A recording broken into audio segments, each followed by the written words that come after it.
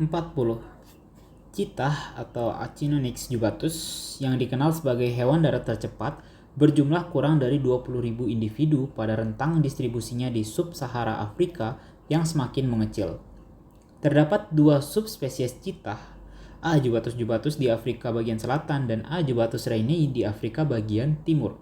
Secara konservasi, cheetah digolongkan sebagai hewan endangered atau terancam punah, dan upaya untuk mengembangbiakan cheetah juga mengalami kesulitan, sehingga dilakukan berbagai analisis reproduktif dan genetik dari spesies tersebut.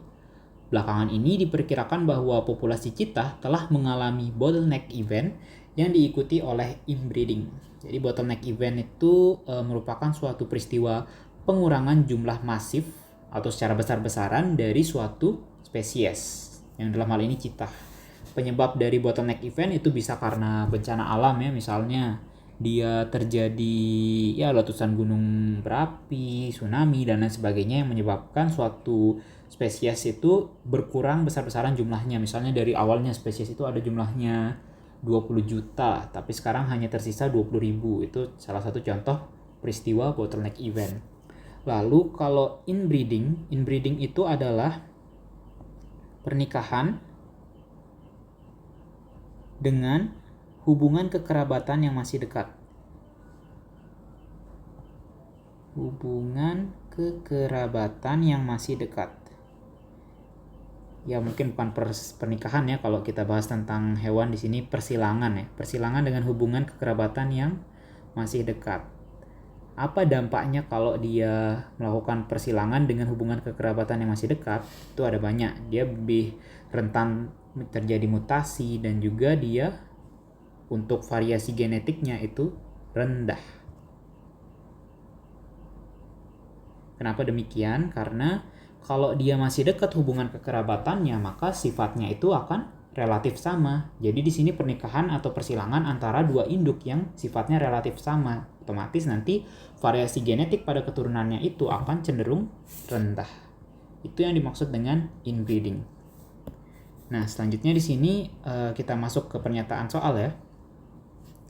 Tentukan apakah pernyataan berikut mendukung hipotesis bahwa cheetah telah mengalami bottleneck dan juga inbreeding atau tidak.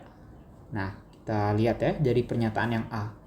Di masa Pleistosen dan Pliocene, terdapat minimal 4 spesies paleontologi dan 4 subspesies yang memiliki persebaran di Amerika Utara, Eropa, Asia, dan Afrika. Sini untuk pernyataan ini benar. Yang pertama, Pleistosen dan Pliocene ini merupakan anggap aja sebagai masa lampau ya, masa lalu di zaman dahulu. Di sini dinyatakan bahwa di masa lalu itu ada 4 spesies paleontologi dan 4 subspesies dari si cheetah ini. Yang dimana saat ini hanya tersisa 2 subspesies dari cheetah. Ini mendukung pernyataan bahwa cheetah telah mengalami bottleneck event. Jadi kalau kita lihat dari pernyataan ini, dia bilang kalau di dulu itu subspesies cheetah itu ada 4, spesiesnya juga ada minimal 4, tapi sekarang hanya tersisa 2 subspesies. Berarti di sini sudah terjadi proses atau peristiwa pengurangan jumlah masif pada cheetah tersebut, sehingga pernyataan ini mendukung hipotesis bahwa cheetah telah mengalami bottleneck event. Oke, selanjutnya yang pernyataan B. Variasi molekuler RFLP untuk lokus MHC, ya anggap aja ini suatu struktur pada cheetah itu ya, yaitu salah satu lokus paling polimorfik di mamalia pada kedua subspesies cheetah saat ini jauh lebih tinggi dibandingkan spesies-spesies lainnya. Ini jelas salah ya.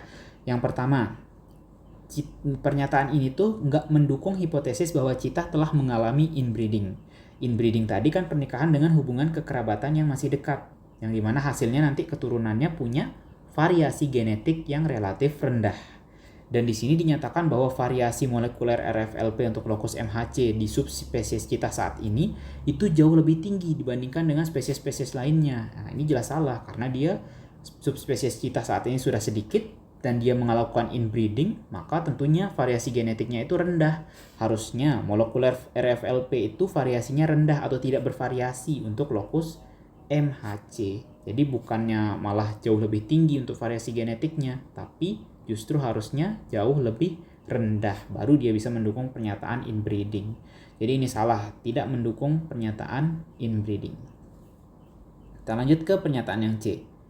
Variasi protein sel dan karakteristik morfologi dari tengkorak citah saat ini menunjukkan tingkat variasi yang setara dengan galur murni tikus laboratorium.